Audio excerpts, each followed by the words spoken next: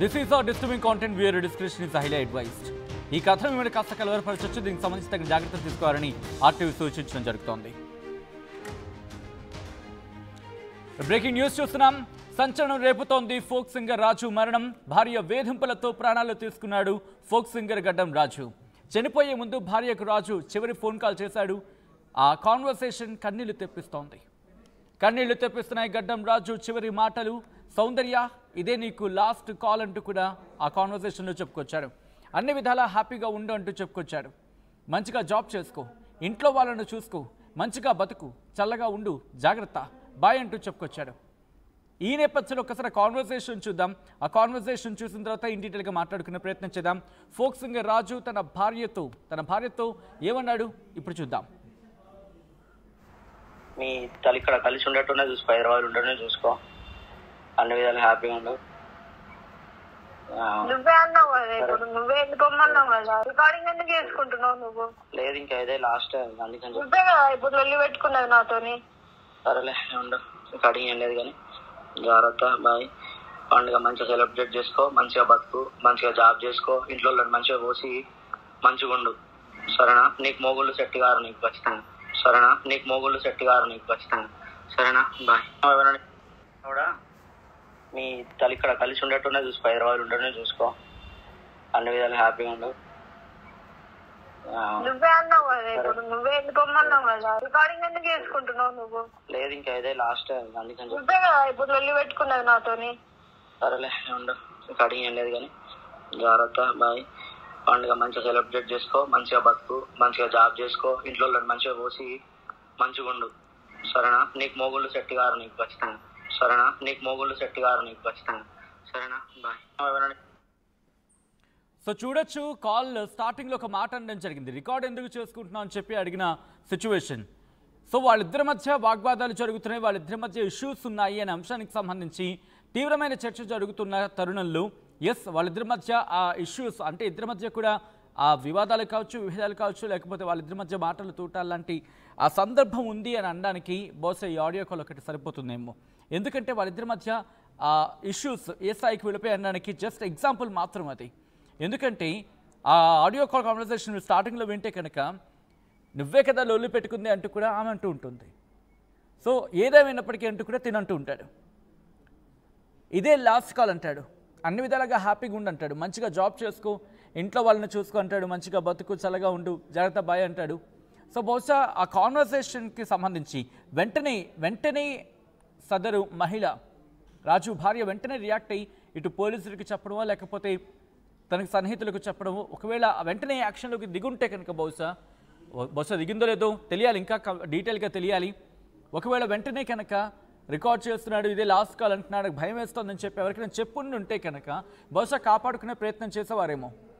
ఎందుకంటే call conversation సందర్భంలో వెంటనే అది జరిగింది కదా. ఎందుకంటే ఆ కాల్ కాన్వర్సేషన్ జరిగిన తర్వాత తను ఆ వీడియో, ఆ ఫుటేజ్ అనేది లేకపోతే ఆ వీడియో అనేది రికార్డ్ చేసుకున్నాడా, తన మరణానికి కారణమంటూ ఒక వీడియో రికార్డ్ చేశాడు కదా. సో అలాంటిది ఈ కాల్ కాన్వర్సేషన్ ముందు జరిగిందా లేకపోతే కాల్ కాన్వర్సేషన్ తర్వాత జరిగిందా?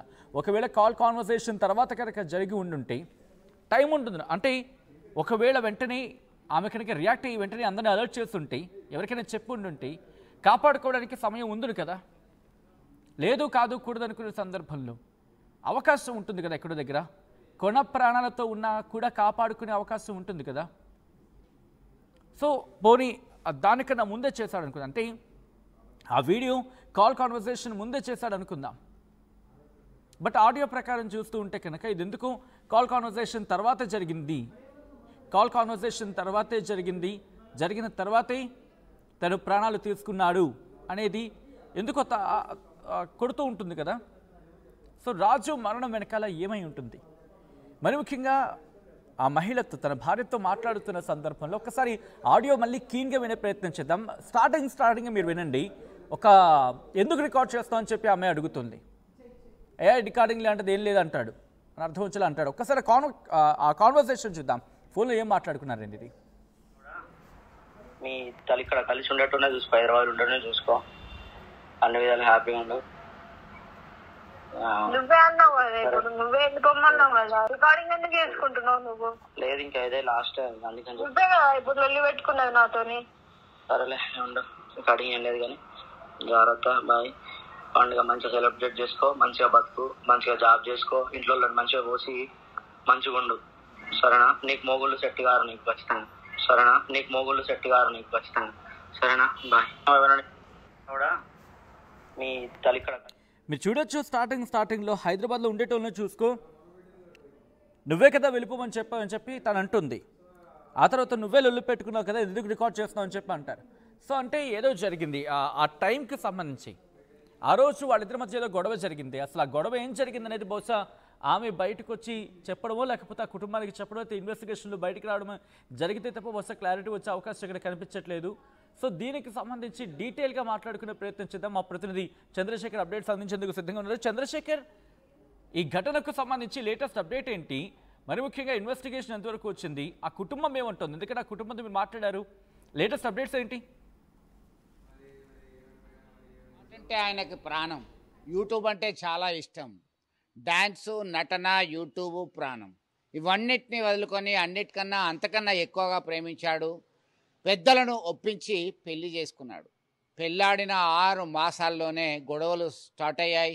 అమ్మ, ఈ టార్చర్ని తట్టుకోలేకపోతున్నానని తల్లి దృష్టికి తీసుకొచ్చాడు. వద్దురా రాజు, ఆమె నీకు సెట్ కాదు అంటే నా దారికి తెచ్చుకుంటానని నచ్చ చెప్పాడు. అయినా ఏం జరిగిందో ఏమో కానీ చివరి మాటలే ఆమెతో మాట్లాడాడు. ఆ ఆడియో సంభాషణ, భార్యాభర్తల మధ్య జరిగిన సంభాషణ కాస్త వైరల్గా మారింది.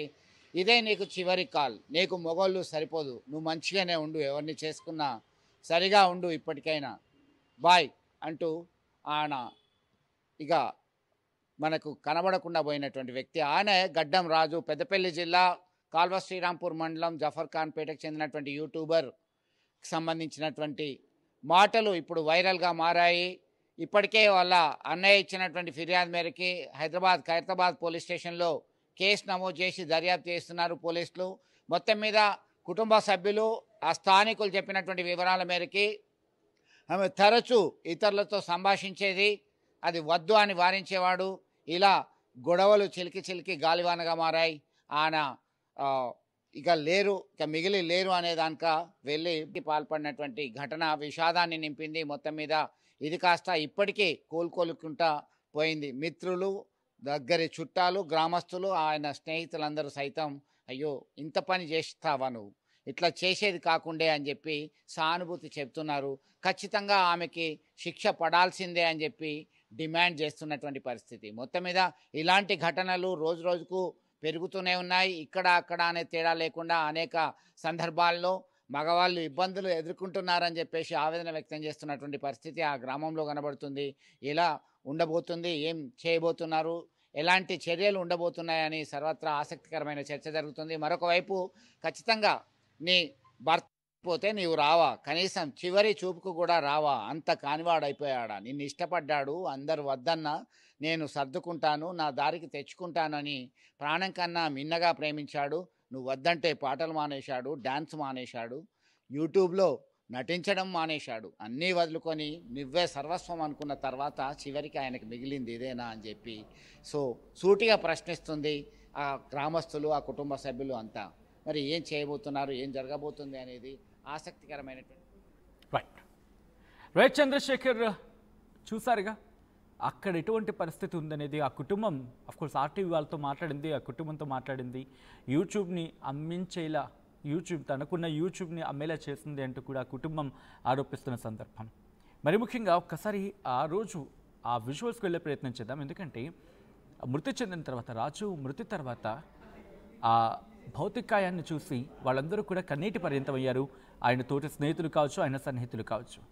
ఈ నేపథ్యంలో వాళ్ళు కన్నీటి పర్యంతమై వాళ్ళు కన్నీళ్లతో సాగనంపిన పరిస్థితి. ఒక్కసారి ఆ విజువల్ని చూసే ప్రయత్నం చేద్దాం. అంతకన్నా ముందు ఈ కథను మిమ్మల్ని కాస్త కలవరపరచచ్చు.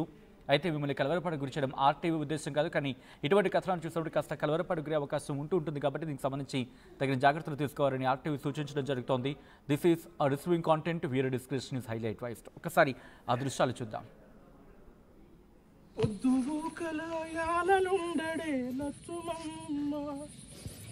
పొద్దు ఒడిసే సూర్యుడే లచ్చుమమ్మ పొద్దుకే యాలలుండడే లచ్చుమమ్మ పేగు దంచి పురుడు పోసి భుజమి పైనే వాణ్ణి మోస్తే గుండె పైనే ఈ గుండె పైనే తన్ని పోతున్నడే లచ్చుమమ్మ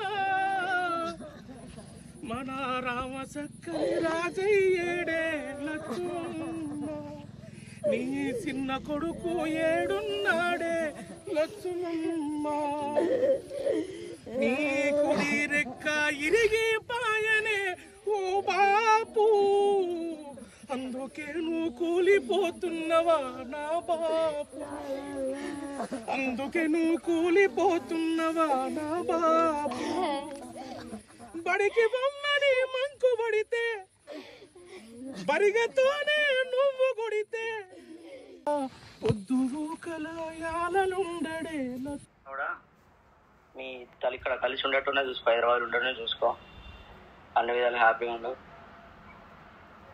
నువ్వే అన్నావు కదా ఇప్పుడు, నువ్వే ఎందుకు పొమ్మన్నావు కదా, రికార్డింగ్ ఎందుకు చేసుకుంటున్నావు నువ్వు? లేదు ఇంకా ఇదే లాస్ట్, అందుకని నువ్వే కదా ఇప్పుడు వెళ్ళి పెట్టుకున్నది నాతోని. సరేలే ఉండవు, రికార్డింగ్ ఏం లేదు కానీ జాగ్రత్త, బాయ్. పండుగ మంచిగా సెలబ్రేట్ చేసుకో, మంచిగా బతుకు, మంచిగా జాబ్ చేసుకో, ఇంట్లో మంచిగా పోసి మంచిగా ఉండు, సరేనా? నీకు మొగుళ్ళు సెట్ గారు నీకు ఖచ్చితంగా, సరేనా? నీకు మొగుళ్ళు సెట్ గారు నీకు ఖచ్చితంగా.